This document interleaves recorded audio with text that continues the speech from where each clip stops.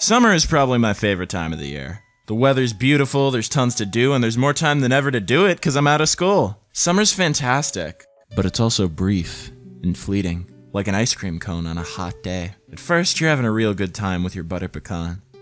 Butter pecan? Who eats butter pecan? At first, you're having a real good time with your mint chocolate chip. But then it starts like dribbling down the side, and you gotta start licking it up. In your frantic attempt to salvage whatever you can, you end up dropping the whole damn thing on the hot sidewalk. Summer's ruined forever! It's been a while since I've talked about an anime, like last channel a while. Can't imagine why. But I watched this anime called AnoNatsu, and it's got me back on the train. I hope I can cover the topic in a more mature way since it's been a few years and I got a big mature man mind. Something I've always found with my older videos is that I get too caught up in explaining the plot, so I'm gonna do my best to keep this one short and sweet. Essentially, the show revolves around this group of longtime friends, as well as an alien who crash lands on Earth and has to pretend that she is normal human. Through a series of typical anime shenanigans, she ends up living with our main character, Kaito. Because Kaito's parents have already passed away, and his sister is leaving on a business trip for the summer, he and the alien, Ichika, live there by themselves for the duration of the series. Another thing I should mention about Kaito is that he enjoys filming things with a camera that he inherited from his grandfather when he passed away. His friend Tetsuro, picking up on the fact that he has a thing for Ichika, suggests to him, her, and her classmate Remen that they should make a movie together. Everyone agrees, the other longtime friends get involved, and our anime is underway. God damn it, that was a paragraph and a half! But you get the idea. This is a fantastic setup for a romantic comedy, and the show delivers on it very well in numerous ways. Of course, I mentioned Kaito as a thing for Ichika. Of course he does, look at every DVD cover! This is one show that has completely unabashed main girl syndrome, as my friend Durobro used to call it. Come back. Pretty self-explanatory term. It's when one female character, usually a love interest, gets way more focus, attention, and care than the others. In the case of a romantic comedy, it makes the final outcome very obvious. AnoNatsu does, however, at least have the decency to have a, compelling relationship between side characters? I haven't seen the likes of that since, oh my god! Meet Tetsuro and Mio. I mentioned Tetsuro earlier, he's Kaito's BFF, and Mio has a big ol' crush on him. What makes their dynamic so compelling is the way that the characters complement each other. You see, and I'm sorry to complicate this when I'm trying to keep it simple, Tetsuro has a crush on Kana, I'll get back to her, and Kana has a crush on Kaito, who, as I've already mentioned, has a crush on Ichika. Does this web make it any easier for you? Like, can you keep track of...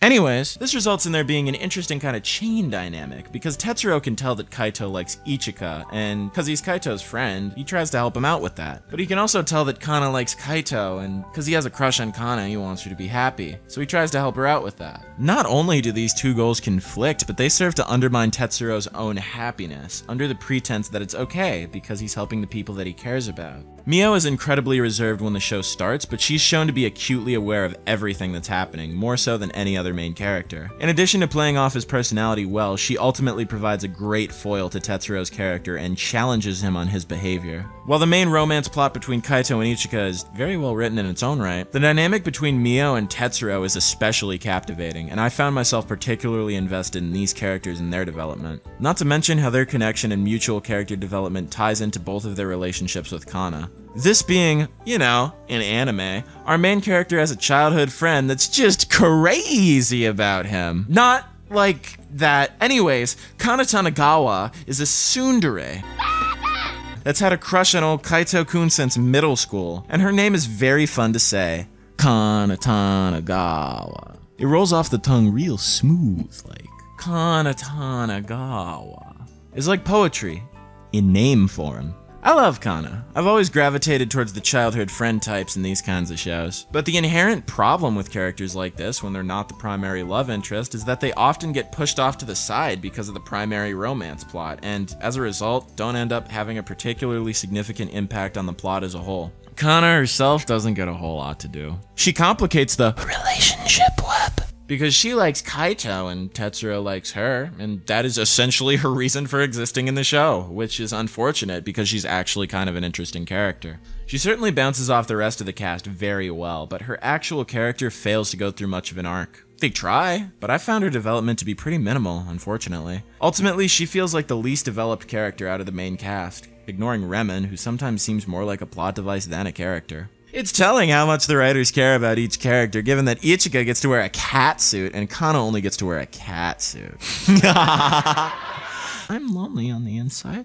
If I'm being honest, that's one of my biggest problems with these types of shows as a whole. You have the characters who are clearly intended to end up together, and then you have the characters who are there solely to make that more difficult. The show barely makes an effort to do even that, actually. I'll warn you right now that I'm about to start spoiling shit, but look, when most of these beta anime protagonists find out that a character other than the one they're pursuing is interested in them, it makes them start to have second thoughts, and it helps them to develop a more firm decision and grow as characters. When Kaito learns that Kana's interested in him, he barely has a reaction, and then just tells Tetsuro that there's nothing he can do about it. The fact that Kana likes Kaito is rendered a non-issue, which is even more glaring given how much this motherfucker overreacts to everything else. Actually, you know what? Here's another spoiler for you. It's already somewhat off-putting that Kaito has close to zero reaction when he finds out Kana likes him, even when she confesses,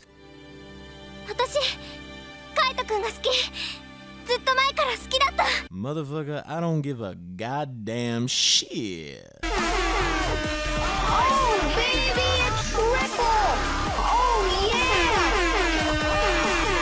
But when the rest of the cast learns that Ichika is a goddamn alien, Kana is the only one to have any form of strong reaction, and even then, she's pretty accepting of that fact. The characters in this show just seem to go with the flow in most of the situations they're put into.